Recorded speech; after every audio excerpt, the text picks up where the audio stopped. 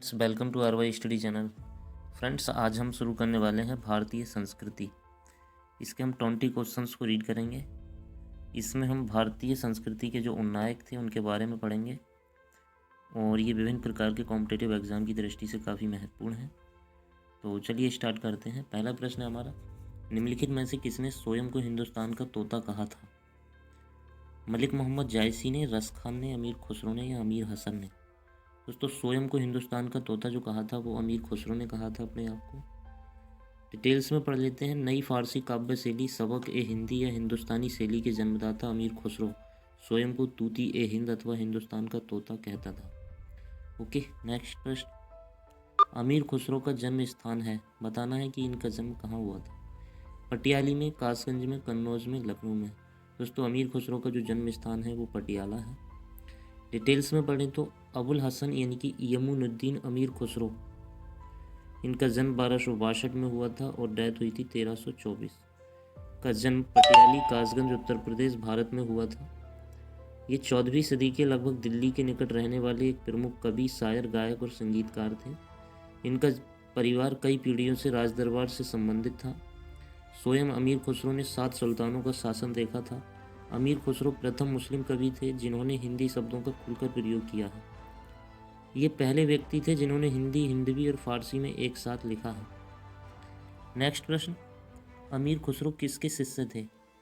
बताना है कि इनके गुरु कौन थे या ये किसके शिष्य थे। सैफुद्दीन महमूद के, निज़ामुद्दीन औलिया के, असदुल्लाह बेग के या मोइनुद्दीन चिश्ती के? दोस्तों, अमीर खुसरो के जो गुरु थे वो निज़ामुद्दीन औलिया थे, अर्थात ये निज़ामुद्दीन औलिया के शिष्य थे। डिटेल्स में पढ़ लेते हैं। 8 वर्ष की उम्र में वे प्रसिद्ध सूफी हजरत निज़ामुद्दीन औलिया के शिष्य बने। 16 से 17 साल की उम्र में वे अमीरों के घर शायरी पढ़ने लगे थे। नेक्स्ट प्रश्न, अमीर खुसरो का वास्तविक नाम क्या था?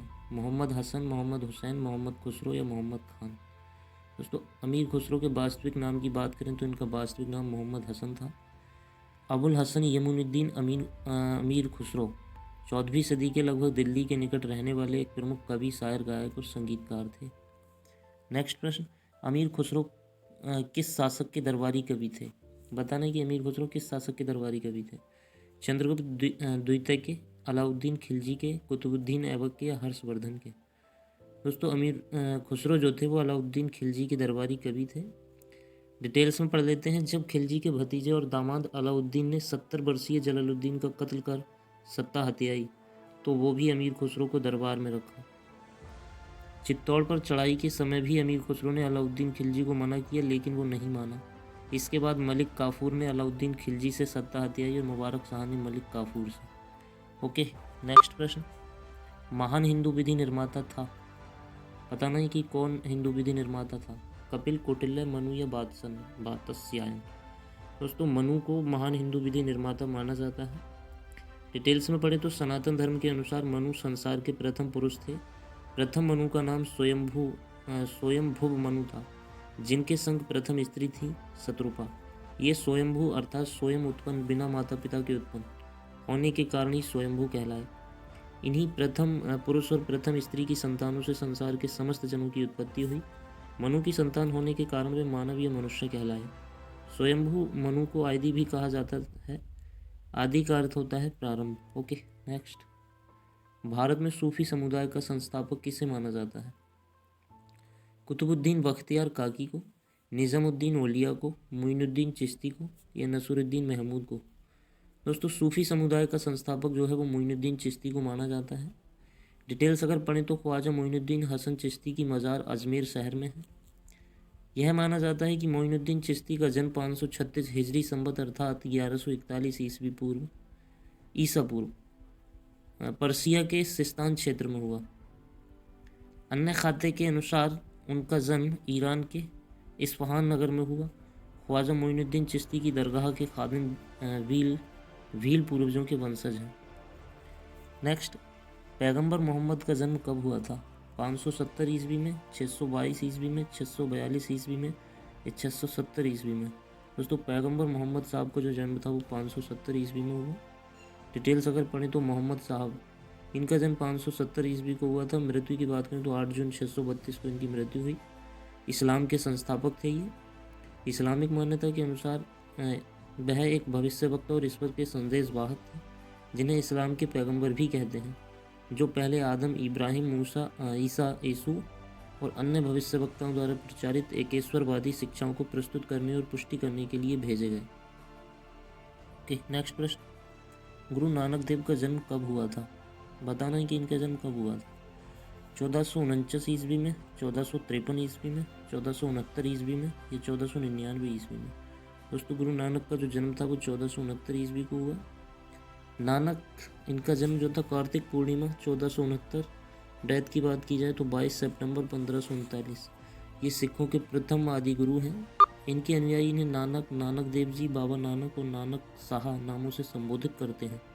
नानक अपने व्यक्तित्व में दार्शनिक, योगी, गृहस्थ, धर्म सुधारक, समाज सुधारक, कवि, देशभक्त और विश्व बंधु सभी के गुण समेटे हुए थे। ओके, नेक्स्ट, चैतन्य ने शिक्षा दी है। बताने की चैतन्य इनमें से किस प्रकार की शिक्षा दी है? भक्ति की, ज्ञान की, वैराग्य की या सूफी मत की? दोस्तों, चैतन्य जो शिक्षा दी है चैतन्य जी ने, वो भक्ति की शिक्षा दी है। डिटेल्स अगर पढ़ें तो चैतन्य महाप्रभु, जिनका जन्म 18 फरवरी 1486 और डेथ 1534 को हुई, वैष्णव धर्म की भक्ति योग के परम प्रचारक एवं भक्ति काल के प्रमुख कवियों में से एक हैं। इन्होंने वैष्णवों के गौड़ीय संप्रदाय की आधारशिला रखी, भजन गायकी की एक नई शैली को जन्म दिया तथा राजनीतिक अस्थिरता के दिनों में हिंदू मुस्लिम एकता की सद्भावना को बल दिया, जाति पांत ऊंच नीच की भावना को दूर करने की शिक्षा दी तथा विलुप्त वृंदावन को फिर से बसाया और अपने जीवन का अंतिम भाग वहीं व्यतीत किया। चलते हैं नेक्स्ट प्रश्न की ओर। नेक्स्ट प्रश्न है हमारा, गुरु नानक का शिष्य लहना आगे चलकर किस नाम से प्रसिद्ध हुआ? अमरदास, अंगद, रामदास, अर्जुनदास। दोस्तों, गुरु नानक का एक शिष्य था लहना, इनका आगे चलकर नाम जो था वो अंगद हुआ। डिटेल्स में पढ़ें तो अंगद देव का पूर्ण नाम लहना था। अंगद देव या गुरु अंगद देव सिखों के एक गुरु थे। गुरु अंगद देव महाराज जी का सृजनात्मक व्यक्तित्व था। उनमें ऐसी आध्यात्मिक क्रियाशीलता थी जिससे पहले वे एक सच्चे सिख बने और फिर एक महान गुरु। ओके, नेक्स्ट, त्यागराज कौन थे? बताना है इनमें से त्यागराज कौन थे? राजनीतिक, वैज्ञानिक, संगीतज्ञ या नर्तक? दोस्तों, त्यागराज जो थे वो एक संगीतज्ञ थे।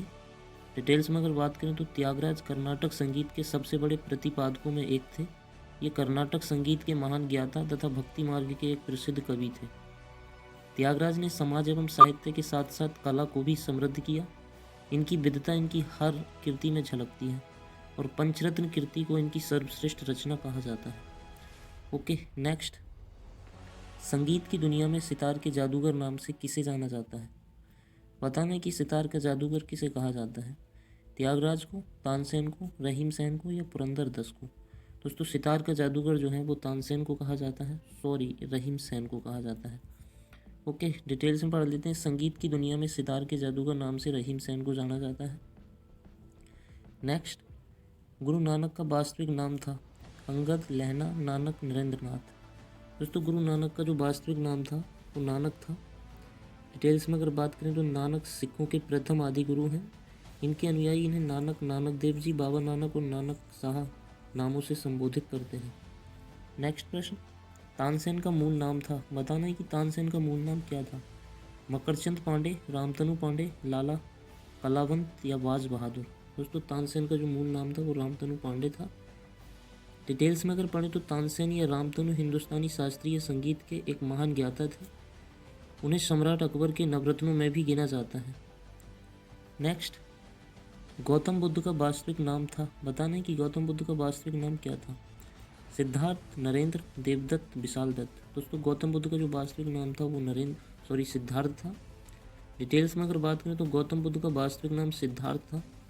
गौतम बुद्ध, जिनका जन्म 563 ईसा पूर्व और निर्वाण अर्थात मृत्यु की बात की जाए तो 483 ईसा पूर्व इनकी मृत्यु हुई। ये एक श्रमण थे जिनकी शिक्षाओं पर बौद्ध धर्म का प्रचलन हुआ। इनका जन्म लुम्बिनी में 563 ईसा पूर्व इक्ष्वाकु वंशीय क्षत्रिय व शाक्य कुल के राजा शुद्धोधन के घर में हुआ था और इनकी माँ का जो नाम था वो महामाया था।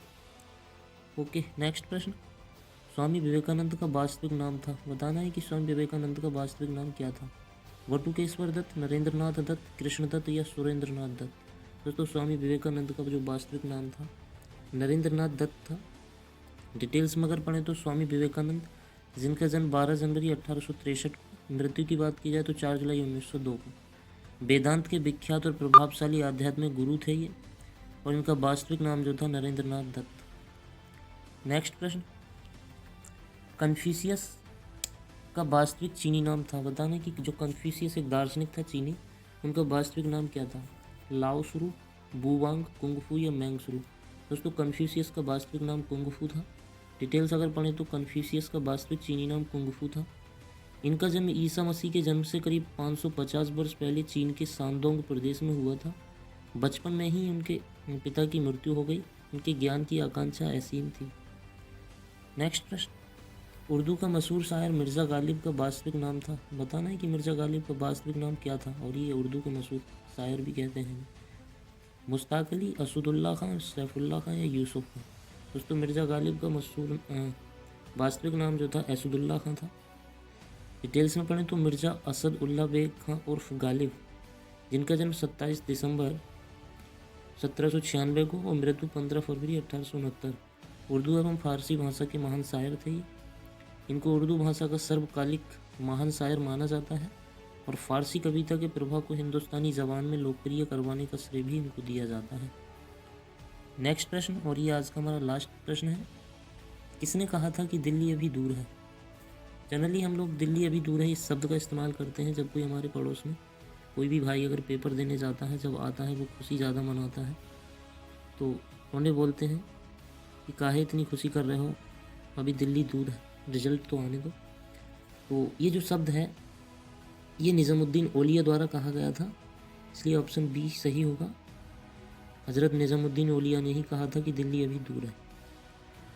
तो फ्रेंड्स आज के लिए बस इतना ही। अगर आपको वीडियो हमारी पसंद आई हो तो प्लीज़ लाइक और सब्सक्राइब अवश्य कर दें। मिलते हैं नेक्स्ट वीडियो में, तब तक के लिए goodbye. Thanks for watching this video.